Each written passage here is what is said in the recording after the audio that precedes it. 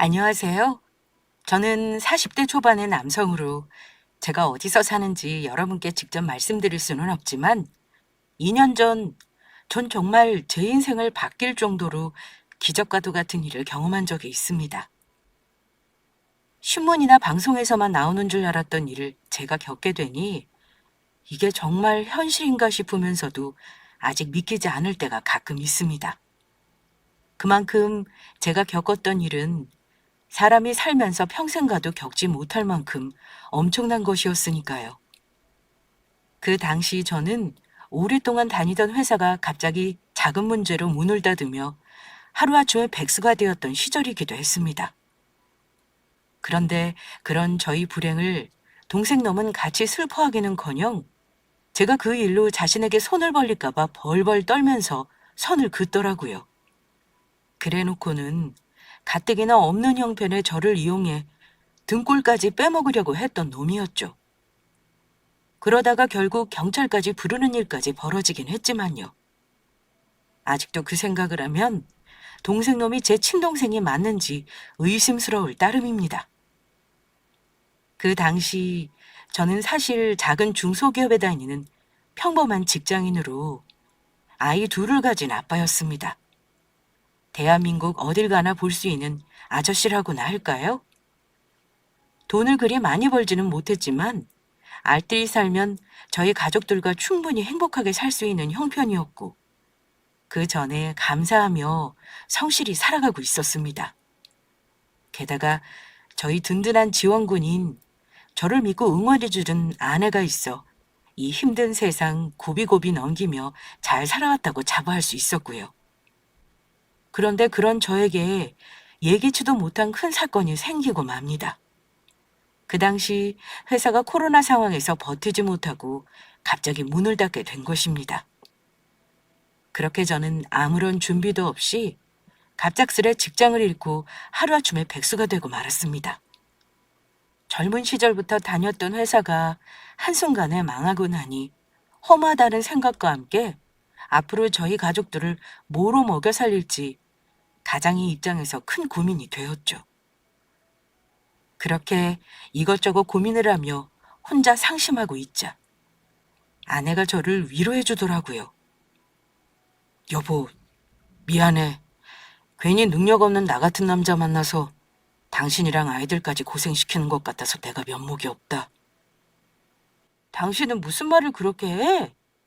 당신이 그동안 우리 가족들 위해 얼마나 열심히 살았는데 다른 사람은 몰라도 가장 가까이에서 당신을 지켜본 내가 잘 알고 있다고. 그러니까 여보, 너무 걱정하지 마. 우리 아직 젊고 건강하니 뭐든 하면 먹고 살 수 있을 거야. 설마 굶어 죽게 하겠어? 그러니까 우리 한번 힘내보자. 우리 애들을 위해서라도 힘내봐야 하지 않겠어? 그래, 당신 말이 맞아. 나 힘내볼게. 우리 가족을 위해서라면 나 뭐든지 할 수 있어. 우리 가족 꼭 내가 지킬 거야. 그런데 이후 저에게 화가 나는 도저히 참을 수 없는 일이 벌어졌습니다. 저희 엄마는 아빠를 젊은 시절 떠나보내고 혼자 열심히 일을 하며 저와 남동생을 키워오신 분이기도 합니다. 저와 남동생이 사회생활을 했을 무렵에는 젊은 나이가 아님에도 엄마는 자식들에게 손을 벌리기 싫다며 계속 일을 해오셨고요. 그래서 회사도 관둔 김에 아내와 상의하여 주말 동안 편안하게 엄마 얼굴도 좀 볼 겸 본가로 아내와 아이들을 데리고 놀러 가게 되었습니다. 그런데 그런 저를 보곤 남동생이 한마디 하며 비웃는 것이었죠. 남동생은 머리가 좋아서 서울에 있는 명문 4년제를 나와 사업을 하고 있었는데 그래서인지 중소기업을 다니다가 회사가 망해 잘린 제가 한심해 보였나 봅니다. 뭐야, 형 진짜로 회사 잘렸어? 아, 그러게. 누가 그런 작은 회사 다니래. 사람이 자기 개발도 하고 열심히 살아야지. 아무 생각 없이 대충 살더니 내가 형 그럴 줄 알았다. 도련님, 형이 언제 대충 살았다고 그런 말을 해요. 애 아빠 누구보다 열심히 살아온 사람이라고요. 남편 회사가 잘못된 게 우리 남편 잘못도 아니고 어떻게 그렇게 말을 하세요? 앞으로는 말 좀 조심히 해주셨으면 좋겠네요. 그냥 말이 그렇다는 거죠, 말이. 동생의 말에 더 화가 난 건 바로 저희 아내였습니다. 그런데 동생은 아내의 말에도 정신을 차리지 못한 것인지 결국 저에게 선을 넘더라고요. 그런데요, 설마 힘들다고 나한테 손 벌리려고 하는 건 아니겠지? 그럴 생각이면 꿈도 꾸지 않는 게 좋을 거야. 난 무슨 일이 있어도 형 도와줄 마음 없으니까. 원래 사람은 힘들 때 도와주면 안 되는 거 형도 알고 있지? 그러면 사람이 정신 못 차리고 주변에 자꾸 기대려고 하고 나약해지더라고. 스스로 그 위기를 극복하고 이겨내야 더 힘든 일이 찾아왔을 때 이겨낼 힘도 생기고 성공도 할 수 있는 거라고. 바로 나처럼 말이야.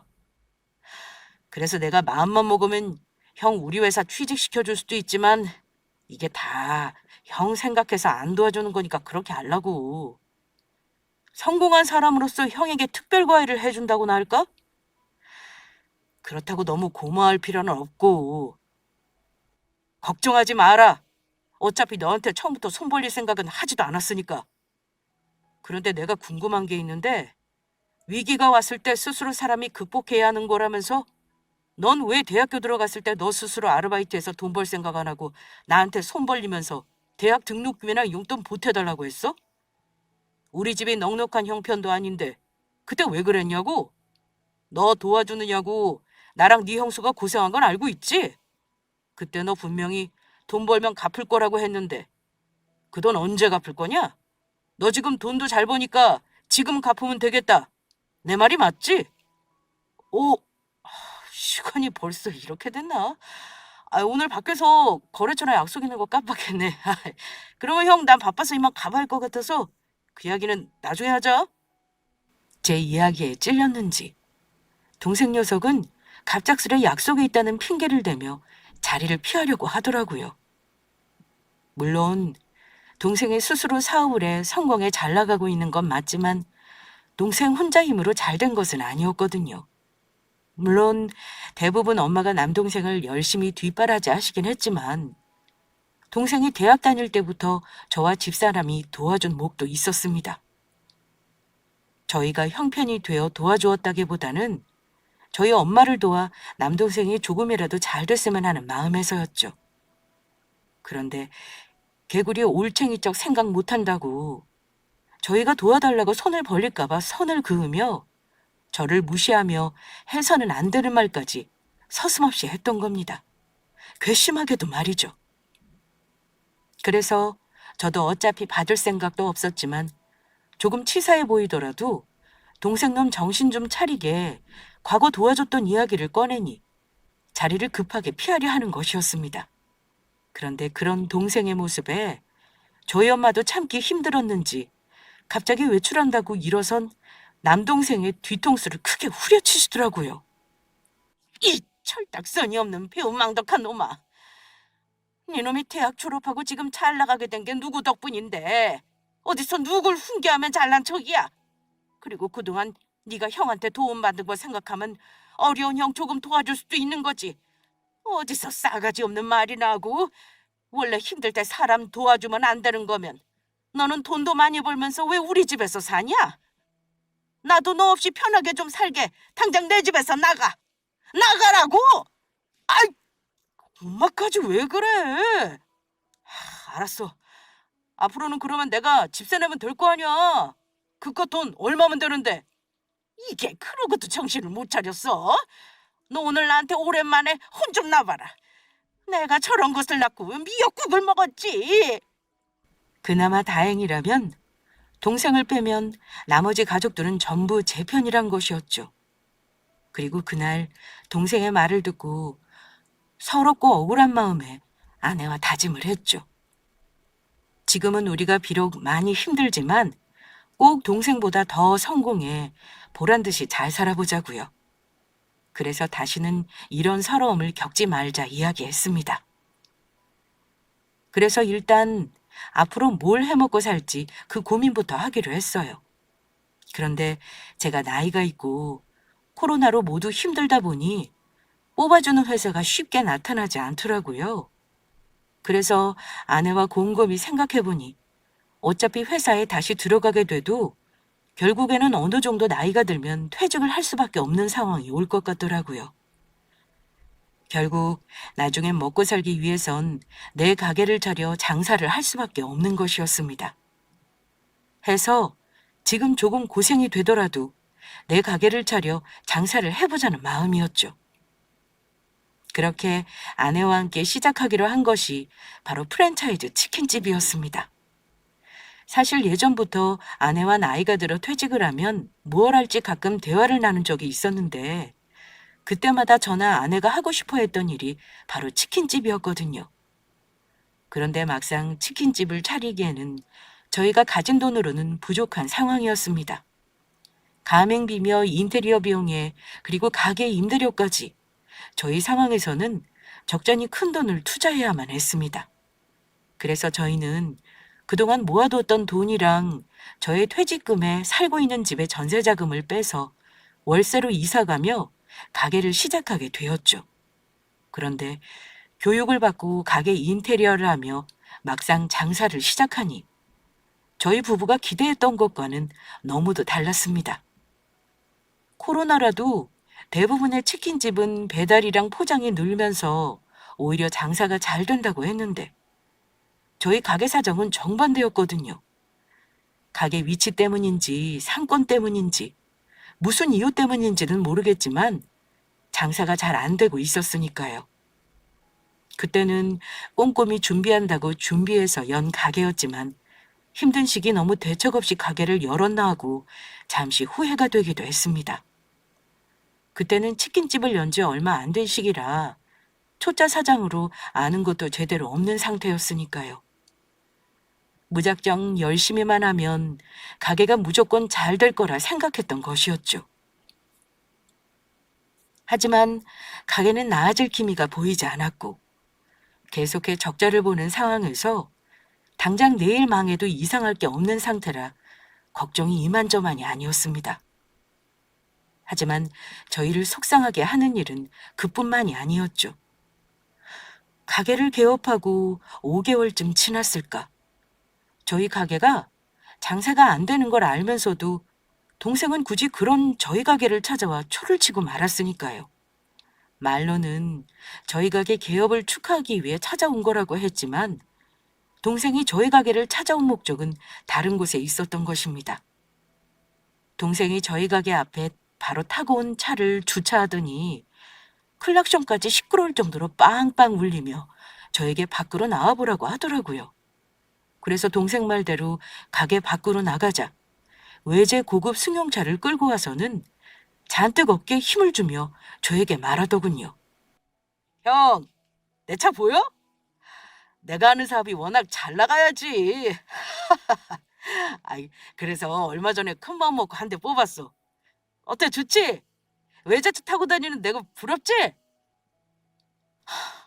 5개월이 지나서야 갑자기 우리 가게 개업 축하해준다고 오고 싶다고 하더니 너 네 차 자랑하고 싶어서 우리 가게 찾아온다고 했던 거였냐? 에이, 형. 형은 또 무슨 말을 그렇게 해. 그냥 겸사겸사 찾아온 거지. 그런데 엄마한테 들으니까 형네 가게 장사 안 된다며? 형 언제 돈 벌어서 나 같은 차 타고 다닐래? 열심히 좀 잘해보라고. 사업은 말이야 별거 없어. 다 내가 하기 나름이라고. 형은 가만히 보니 노력이랑 열정이 부족한 것 같아. 딱 봐도 동생은 저에게 본인이 산 외제 고급 승용차를 자랑하기 위해 제 염장을 지르러 저희 가게를 찾아온 것이 확실해 보였습니다. 어쩐지 가게 개업식 때도 연락이 없더니 5개월 만에 찾아와 한다는 소리가 본인 차 자랑이 전부였으니까요. 그런데 동생놈의 어이없는 행동은 거기서 끝나지 않았죠. 가게 개업 축하한다며 찾아온 놈이 사들고 왔다는 것이 시장에서 파는 바나나 한 송이가 고작 다였으니까요. 형 예전부터 바나나 좋아했지? 그래서 형 먹으라고 내가 특별히 개업 선물로 사왔어. 어때? 형 생각해주는 건 이 동생밖에 없지? 그런데 내가 지금 아침을 안 먹어서 배고파서 그러는데 이거 내가 사온 바나나 한 개만 먹는다. 그리고 형, 나 친구들이랑 치킨 좀 나눠 먹게 좀 싸줘. 잘 나가는 메뉴들로다가 11마리만. 그 정도는 동생한테 공짜로 줄 수 있지? 형제 좋다는 게 뭐야. 치킨 튀겨주는 김에 치즈볼이랑 감자튀김도 좀 넣어주고. 아니, 그렇게는 못 해주겠는데? 네 말대로 형제 좋다는 게 뭐냐? 네 말대로라면 외제 고급 승용차를 타고 다니는 잘 나가는 네가 우리 가게 치킨 좀 팔아줘야 하지 않겠냐? 너 모르냐? 공짜 좋아하다가는 머리 벗겨지는 거. 뭐야? 형 지금 나 탈모 왔다고 놀리는 거야? 지금 형 나보다 못 나가니까 억울해서 나한테 시비 거는 거냐고. 솔직히 이깟 치킨 얼마나 한다고. 내가 진짜 더럽고 치사해서 안 먹는다. 어차피 못 팔면 음식 쓰레기 되는 거. 내가 그것 좀 줄여주려고 기껏 생각해서 말해줬더니 이러니까 형이 이 모양 이 꼴인 거라고. 너 지금 말 다 했어? 네 말대로 너는 나보다 잘 나가면서 어떻게 가진 것도 없는 네 형 등골 빼먹을 생각을 하냐? 그리고 네가 정말 날 생각했다면 공짜로 치킨을 달라고 하는 게 아니고 한 마리라도 네 돈으로 직접 싸서 팔아주려고 했겠지. 너는 그냥 네가 뽑은 새 차 자랑하면서 나 베껴 먹으려고 내 가게 찾아온 거야. 내 말이 틀려? 내가 언제? 형을 베껴 먹으려 했다고? 난 정말 순수하게 형 축하해주려고 온 거라고. 네가 지금 하는 게 축하라면 그 거지 같은 축하 필요 없으니까 당장 내 가게에서 나가. 그때였죠. 가만히 모든 상황을 지켜보고 있던 아내가 물을 한 바가지 퍼와 동생놈에게 부어버렸습니다. 형수, 이게 뭐하는 짓입니까? 시동생인 저한테 이래도 되는 거예요? 그래, 된다. 어쩔래, 이 썩을 놈아. 너 같은 게 무슨 시동생이야. 너는 그냥 우리 가게 치킨 구걸하러 온 진상 거지 새끼지. 우리 가게에서 나가. 당장 나가! 아내는 화가 많이 났는지 동생을 가게 밖으로 쫓아내 버렸습니다. 그리고 화가 덜 풀린 아내가 다시 바가지에 물을 퍼 동생에게 부어버리려는 신용을 하자 동생은 불이 나게 자기 차를 타고 달아나더라고요. 그런데 동생은 꽁무니가 빠지게 도망치면서 저희를 향해 악담을 퍼부는 것도 잊지 않았습니다. 그지 같은 가게 확 망해버리라. 형, 어디 두고 봐. 내가 가만히 있나? 형 가게 망할 때까지 내가 고사라도 지낼 거니까. 가뜩이나 가게 장사도 안 되는 힘겨운 상황에서 동생까지 찾아와 속을 썩이니 속상한 마음은 이루 말할 수가 없었죠. 그런데 동생에게 당한 것이 아내도 억울했는지 그날 단단히 결심을 하더라고요. 여보, 우리 꼭 성공해서 도련님 콜을 납작하게 해주자. 억울해서 안 되겠어. 그래서 도련님이 힘들어져서 도와달라고 우리 찾아와도 절대로 안 도와줄 거야. 그래, 우리 악착같이 힘내서 꼭 성공하자. 우리 분명 잘 해낼 수 있을 거야. 동생이 그렇게 염장을 지르고 가니 이대로 가만히 있을 수는 없겠더라고요. 그래서 뭐라도 해보자는 심정에 가게 오픈했을 때처럼 밖에 나가 전단지도 돌리고 치킨을 시키면 음료를 하나 더 주는 이벤트도 하고 배달앱으로 음식을 주문하고 리뷰를 단 손님들에게 서비스를 주는 행사도 열고 손님 한 분 한 분에게 정말 정성을 다했습니다. 하지만 저희가 아무리 노력해도 그런 저희의 노력에 찬물을 끼얹은 사건은 계속해 벌어졌습니다. 배달앱으로 치킨을 시킨 손님 한 분이 저희 가게에 악플을 단 것입니다. 음식에서 행주 튀긴 것이 같이 나왔다며 사진을 올렸는데 손님이 찍은 치킨 사진은 저희 가게 치킨도 아닐 뿐더러 치킨 메뉴도 저희 가게에서 파는 것이 아니었습니다. 누가 봐도 저희 가게 장사를 방해하기 위해 가짜로 글을 올린 게 분명해 보였죠. 그래서 저도 참지 않고 바로 글을 올렸습니다. 고객님, 안녕하세요. 달아주신 댓글 잘 보았습니다. 그런데 고객님이 올리신 치킨 사진은 저희가 가게에서 파는 메뉴가 아닌 것으로 보입니다. 인터넷으로 확인해 보시면 아시겠지만 저희 가게에서는 고객님이 드신 치킨 메뉴는 판매하지 않고 있습니다. 아무래도 저희 가게를 영업 방해하기 위해 거짓으로 글을 올리신 것으로 보이니 고객님이 올리신 증거를 바탕으로 업무 방해죄로 고소를 진행하려 합니다. 나중에 경찰서에서 뵙겠습니다.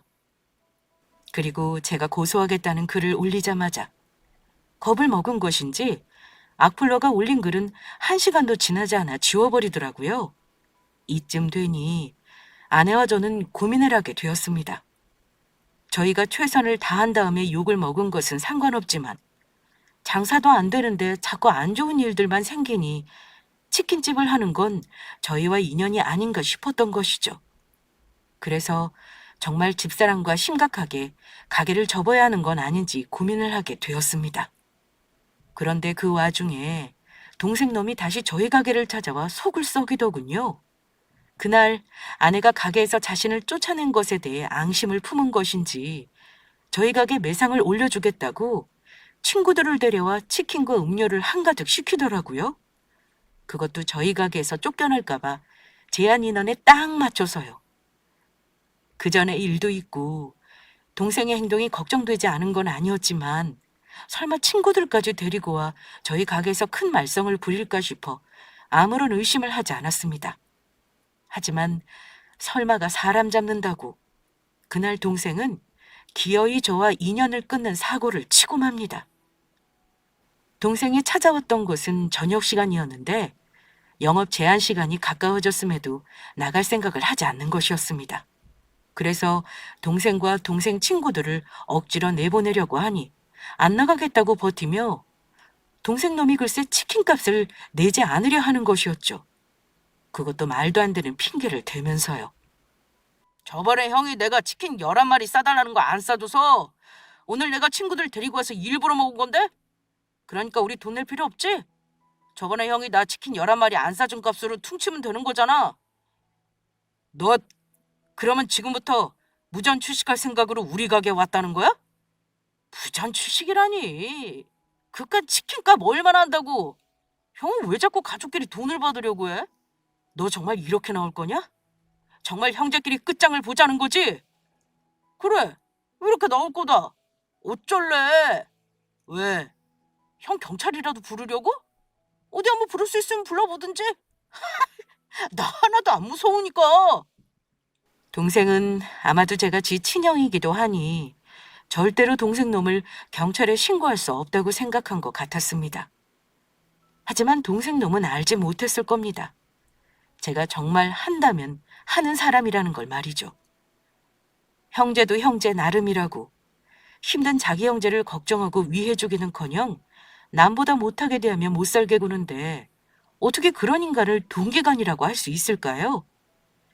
그래서 저는 그날 정말로 동생놈과 끝장을 내기로 마음먹었습니다.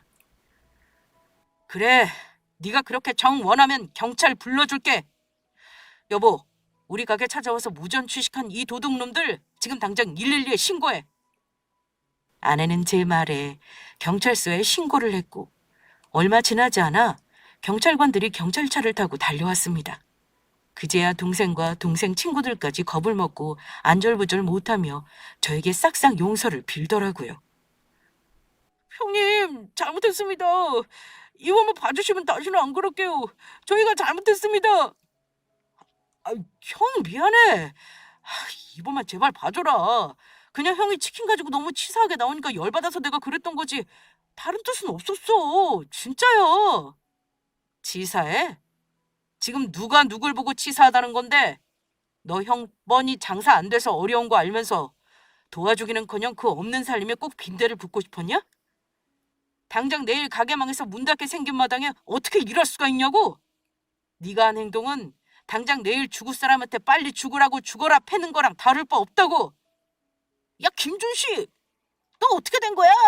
네 형 가게 장사도 무진장 잘 되는데 동생 먹는 거 아깝다고 닭 한 마리도 안 튀겨주려고 해서 치사하게 혼쭐 내주려고 해서 같이 왔더만. 인제 보니 너 형님 장사도 안 되는데 일부러 괴롭히려고 우리 데리고 온 거였어? 너 형님 가게 오픈할 때 얼마나 보태줬다고 우리한테 말한 것도 전부 거짓말이지? 그게 아니면 형님이 왜 저렇게 말씀하시는데? 이 자식, 네가 그러고도 인간이냐? 앞으로 너랑 절거다. 형님, 얼마 전에 형님 가게에 배달업으로 악플 달린 적 있죠? 그거 이 자식이 저번에 술 먹고 저희 집에서 그랬던 거예요. 어릴 때부터 잘난 것도 없으면서 형이라고 자기 가르치려 들으면서 잘난 척하더니 치킨 가게 열어놓고 치사하게 공짜로 치킨도 안 주려고 한다고 복수할 거라면서 제가 말리는데도 가짜로 악플을 달았더라고요. 이런 놈을 상종도 하지 마세요. 치킨값은 저희가 잘못했으니 전부 물어드리겠습니다. 형님, 힘드신데 저희까지 찾아와 힘들게 해드려서 정말 죄송합니다. 내가 언제 그랬다고 그러냐? 형, 아니야. 절대 아니라고. 동생 친구들의 말에 저는 정말 황당하다 못해 절망하고 말았죠. 가장 힘들 때 힘이 되어줘야 하는 가족이 제 등에 몰래 칼을 꽂고 있었던 겁니다. 그래서 저는 그동안 참아왔던 우울분을 담아 결국 동생놈의 멱살을 잡고 말았죠. 니놈이 그러고도 인간이냐? 네가 그러고도 사람이냐고! 너 오늘 먹은 술값이랑 치킨값 네 친구들 말고 네가 전부 계산하고 가라. 안 그랬다가는 정말로 너 고소해버릴 테니까. 그리고 오늘 너 나한테 좀 맞자. 그리고 마지막으로 이야기하는데 오늘로써 너랑 나랑 형제 인연은 여기서 끝이다. 이 원수보다 더한 놈아! 저는 참지 못하고 동생의 얼굴에 주먹을 날리고 말았습니다. 주변 친구들과 경찰들까지 저를 말리고 아주 난리였죠. 동생은 그날 먹은 치킨값에 술값을 물어주며 모든 사건이 일단락되긴 했지만 그날 이후 저는 정말로 동생의 얼굴을 안 보게 되었습니다. 경찰관님들도 일을 정리해주고 떠나시면서 저와 아내를 안된 눈빛으로 쳐다보시더라고요. 며칠 후 엄마도 동생이 저희 가게에서 벌인 짓을 알았는지 전화로 동생에게 정신 차리도록 혼내줬다면서 미안하다고 사과하셨습니다. 부모인 자신이 잘못 가르쳐서 그렇다면서 그동안 동생이 저에게 저지른 짓도 있고 동생을 안 보고 산다고 해도 이해하신다고 하시더라고요. 대학 다닐 때만 해도 착하고 순했던 동생인데 갑작스레 사업에 성공하더니 완전 딴 사람처럼 변한 것이 저도 안타까운 것도 사실이지만 더는 동생과 얽히고 싶지 않아 동생과의 관계를 그렇게 정리하고 말았습니다. 그리고 저희 부부도 가게에 대해 어느 정도 마음을 접게 되었습니다. 가게를 닫을 마음의 준비를 하게 되었다고나 할까요? 가맹 본사에서도 저희 가게가 실적이 너무 안 좋으니 이대로 유지가 가능한지 걱정을 하고 있는 상태였으니까요. 그렇다고 저희 부부가 가게 일을 게을리 했던 것은 아니었습니다. 이제는 천천히 마음의 준비를 하고 가게를 정리할 수밖에 없는 상황이라는 것은 알고 있었지만 그럼에도 저희 가게를 찾아주셨던 손님들이 계셨기 때문에 끝까지 최선을 다하자는 마음이었습니다. 저녁 제한 시간 이후 가게에서 손님들이 치킨을 먹는 것은 금지되어 있는 상황이었지만 그 이후에도 포장이나 배달은 가능했던 상황이었으니까요. 그런데 가게가 언제 망하나 걱정하며 하루하루를 보내던 어느 날, 저희 가게에 아주 뜻밖의 손님이 찾아오게 됩니다. 저희 부부 인생을 살려준 귀한 꼬마 손님이 말이에요. 그날도 장사가 안 되는 한산한 저희 가게 앞을 초등학교 3, 4학년으로 보이는 한 어린아이가 무언가 고민을 하듯 계속해 왔다 갔다 서성이는 것이었죠. 그것도 저희 가게 앞을 떠날 생각을 않고 몇 시간째 말이에요. 그래서 전 아이의 행동이 궁금해 가게 밖으로 나가 넌지시 말을 걸게 되었습니다. 저희에게도 초등학교와 중학교를 다니는 아이가 둘이나 있으니 가게 앞을 서성이는 아이의 모습이 남일 같지 않았던 것입니다. 꼬마야, 아저씨 가게 앞에서 뭐 하는 거야? 저녁 시간이라서 배고플 텐데 집에 가서 밥은 안 먹는 거니?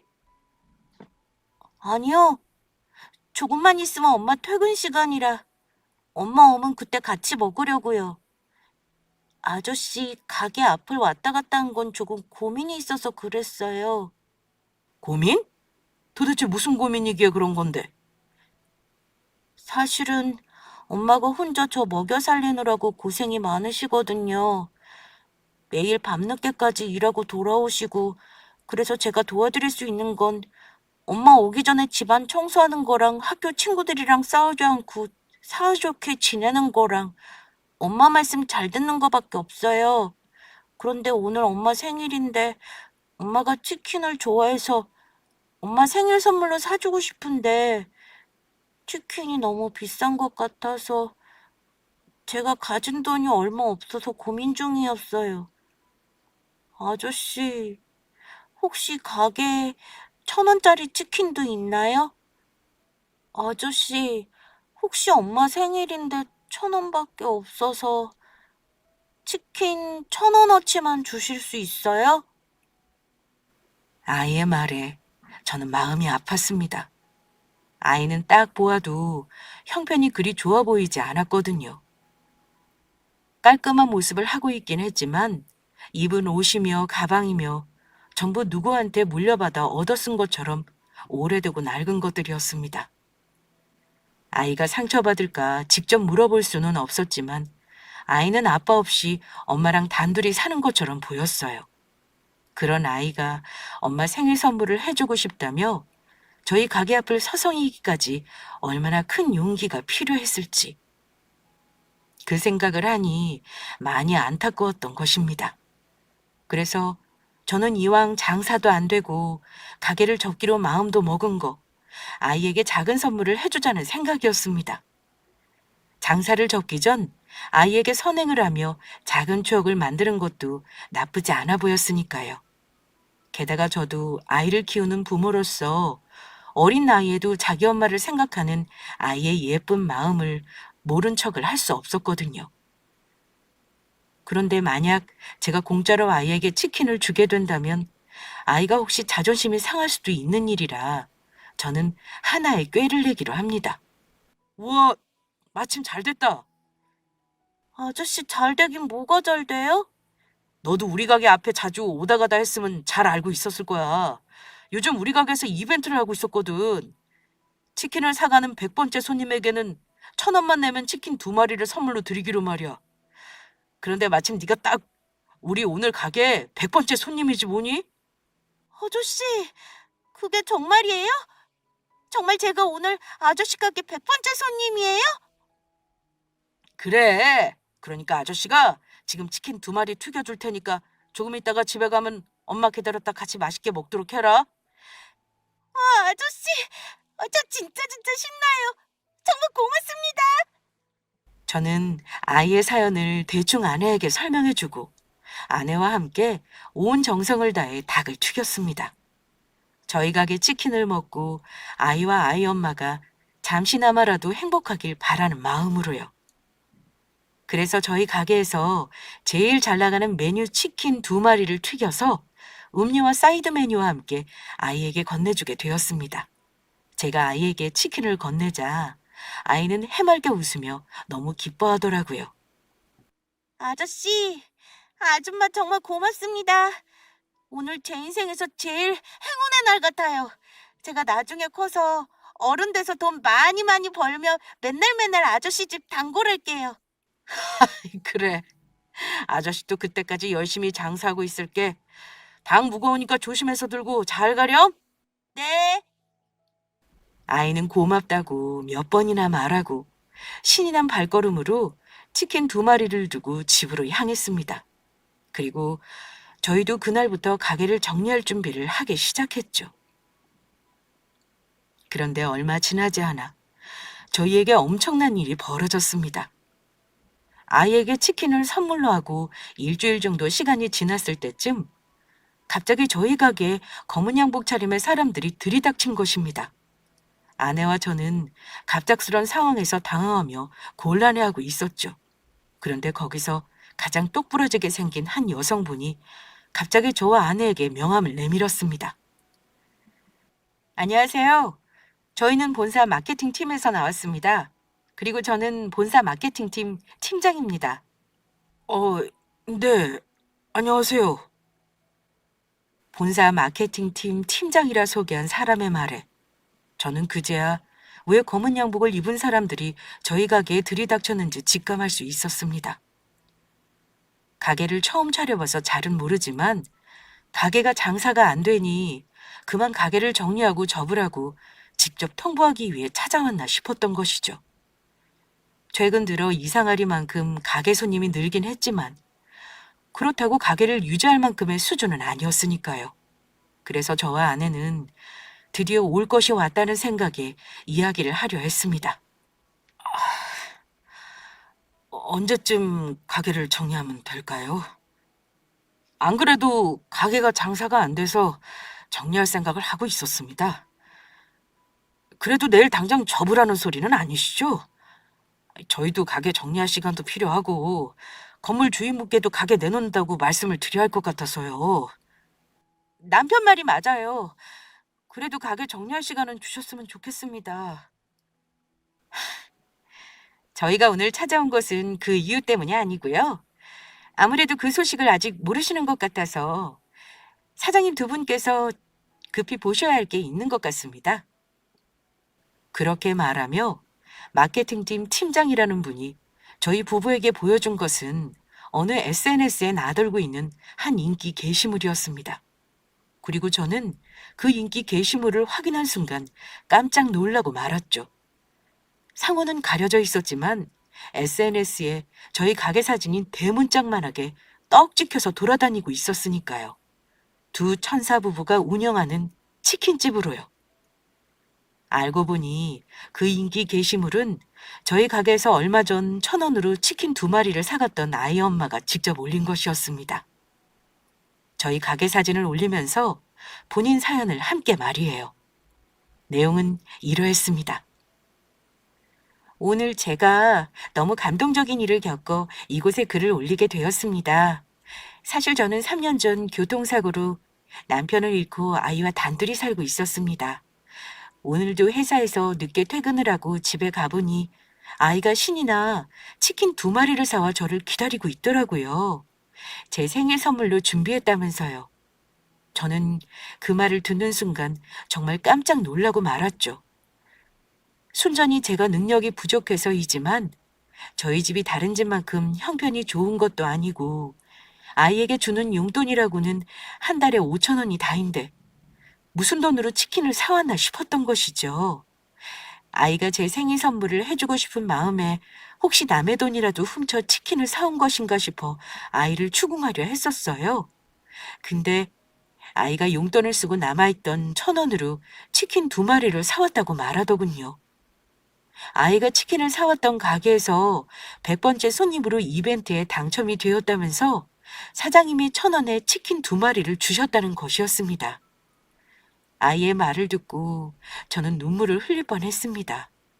사실 아이가 말한 가게는 장사가 잘 되는 치킨집이 아니었거든요. 제가 집에 가는 길에 있는 치킨집이라 오다 가다 자주 봤었는데 열심히 일하시는 사장님 내외와 달리 장사가 정말 안 되는 곳이었습니다. 아마도 저희 아이가 가게 앞을 서성이는 것을 보고 아이에게 말을 붙이시다 저희 집 사정을 듣고 이벤트에 당첨됐다고 거짓말을 하시고 저희 아이에게 치킨을 공짜로 2마리나 튀겨주신 듯 보였습니다. 아이가 얻어먹었다는 생각에 미안해하지 않도록 말이에요. 아이 아빠가 떠나고 아이를 혼자 키우느라 많이 힘들었었는데 참으로 오랜만에 따뜻한 사람의 정을 느껴봅니다. 저희 아이를 배려해 주신 사장님 네 분을 보며 아직 세상은 살만하다는 생각이 드네요. 조만간 작은 음료수라도 사들고 찾아뵙고 감사하다고 인사를 드리려 합니다. 그래서 이런 곳에 글을 올려도 될지 모르겠지만 치킨집 사장님 두 네 분께 감사함을 전하며 제 글이 사장님이 치킨집 운영하시는데 조금이라도 도움이 될까 올려봅니다. 사장님 두 네 분께 진심으로 감사드립니다. 아이 엄마.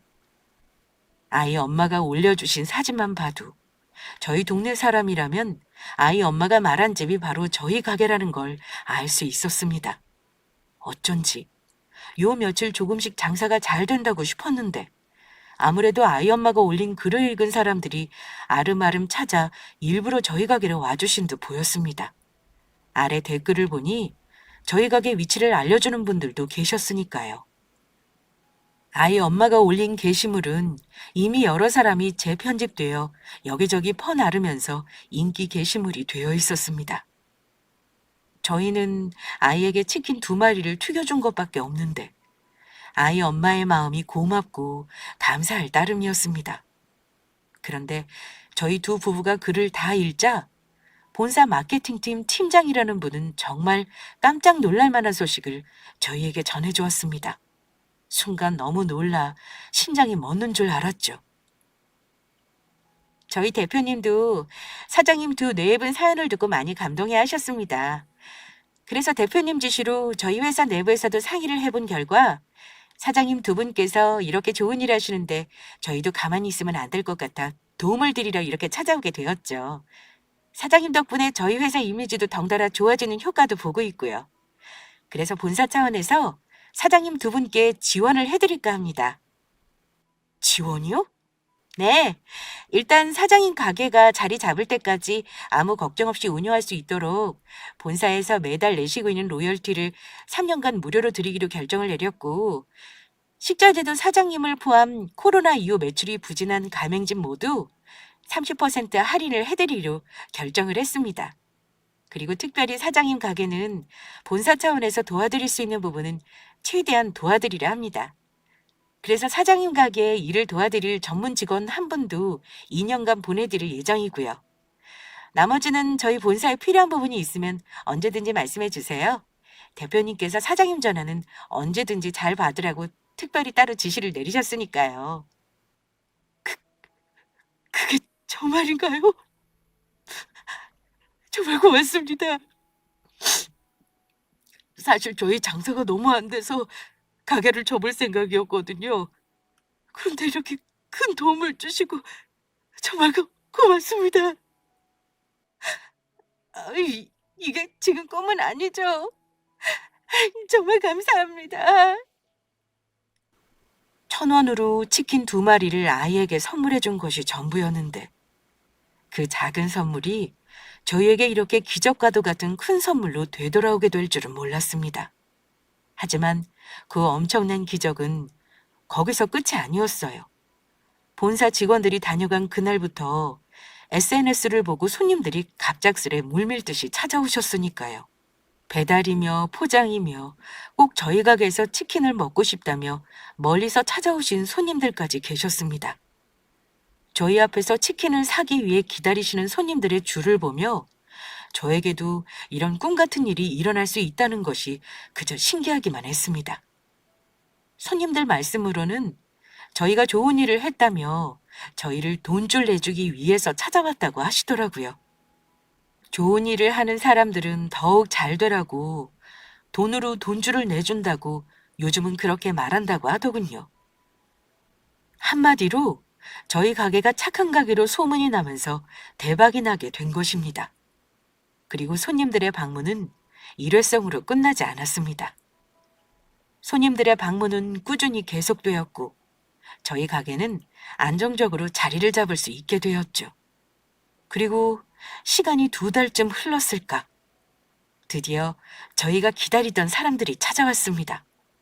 저희에게는 은인이나 다름없는 1,000원짜리 치킨 2마리를 사갔던 아이와 아이의 엄마 말입니다. 아이 엄마분은 정말로 음료수까지 사들고 저희 가게를 찾아오셨더라고요. 그리고 아이 엄마에게 이야기를 들어보니 아이와 아이 엄마에게도 아주 좋은 소식이 있었습니다.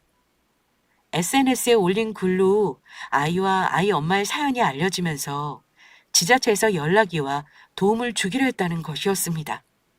사는 집과 안정적인 일자리까지 구해주었다는 소식이었습니다. 그 소식을 듣자 저와 아내도 저희 일처럼 기쁘기만 하더라고요. 그리고 저는 저희 가게를 찾아온 아이와 아이 엄마에게 꼭 전할 말이 있었습니다. 정말 뭐라고 감사를 표해야 할지 모르겠습니다. 어머님이랑 어머님 아드님 덕분에 저희 가게 문도 닫지 않고 이렇게 자리를 잡을 수 있었습니다. 정말 저희가 큰 은혜를 입었어요. 이 사람 말이 맞아요.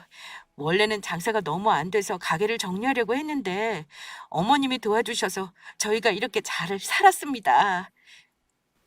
아니에요. 저야말로 그때 너무 힘든 시기였는데 두 분 덕분에 오랜만에 저희 아이와 행복할 수 있었어요. 아무나 베풀 수 없는 선행이었는데 사장님 두 분께 정말 감사드립니다. 그 이후 저희는 아이와 아이 엄마와 꾸준히 연락하며 지내게 되었습니다. 서로가 응원하며 돕는 가까운 이웃 사촌이 되었다고나 할까요? 아이들도 아주 친한 친구 사이가 되었고요. 그리고 그 이후 저나 집사람이나 사람들에게 받기만 해서는 안 된다는 생각에 가게 수익금의 일부를 어린이 단체에 기부하게 되었습니다. 그런데 아이와 아이 엄마가 찾아온 몇 달 후 정말 생각지도 못한 일이 저희에게 벌어졌습니다. 인연을 끊기로 했던 동생놈이 저희를 다시 찾아온 것이었어요. 그것도 다 죽어가는 얼굴로 제발 도와달라면서요. 동생은 건강식품을 만드는 사업을 하고 있었는데 알고 보니 동생이 했던 게 그냥 건강식품 사업이 아니었던 것입니다. 어르신들을 상대로 건강식품을 팔아 다단계 사기를 치는 몹쓸 짓을 하고 있었더라고요. 형, 가족이 좋다는 게 뭐야? 이럴 때 서로 도우라고 있는 거잖아. 나 정말 이러다가 감옥 가게 생겼다고. 엄마도 내가 한 번만 도와달라니까 전부 내가 잘못한 일이니까 제대로 죄값 받고 나오라고만 해. 나 그래서 지금 형량이라도 줄이려면 합의금이 필요해서 그러는데 나 좀 조금만 도와주라. 어? 제발. 너 예전에 나한테 했던 말 잊었냐? 원래 사람은 힘들 때 도와주면 안 된다면서? 그러면 사람이 정신 못 차리고 주변에 자꾸 기대려 한다고. 나도 너한테 똑같이 이야기해 줄게. 지금 네 일들은 전부 네가 잘못해서 벌어진 일들이니까 네 스스로 책임지고 죄값 치러서 잘 이겨내길 바란다. 다시는 이런 나쁜 짓 하지 않도록. 앞으로 우리 다시는 보지 말자. 동생은 결국 사기죄로 구속되어 교도소에서 그 죄값을 치르게 되었습니다. 그리고 현재 저는 제가 치킨집을 열었던 그곳에서 열심히 장사하며 아내와 아이들과 함께 잘 살고 있고요. 늘 힘들었던 때를 잊지 않으려 노력하며 매일 감사한 마음으로 살아가고 있죠. 그리고 저희 가족은 최근에 대출을 조금 깨긴 했지만 아파트를 사 들어가게 되었습니다. 가족들 모두 정말 행복해했고요. 저희가 이런 분에 넘치는 것들을 누리며 살아도 되는지 가끔 의심이 들기도 하지만 한 가지 확실한 것은 저희가 사랑을 베풀면 그것이 나중에 어떤 모습으로든 더 큰 사랑으로 저희에게 돌아온다는 것입니다. 그러니 물질적인 것은 아니더라도 우리가 베풀게 되는 작은 선행과 사랑을 아까워하지 않으셨으면 좋겠습니다. 그 선행과 사랑은 결국 자신에게 해주는 것과 마찬가지인 것이니까요. 우리 모두 사랑하며 살자고요. 모두 파이팅입니다.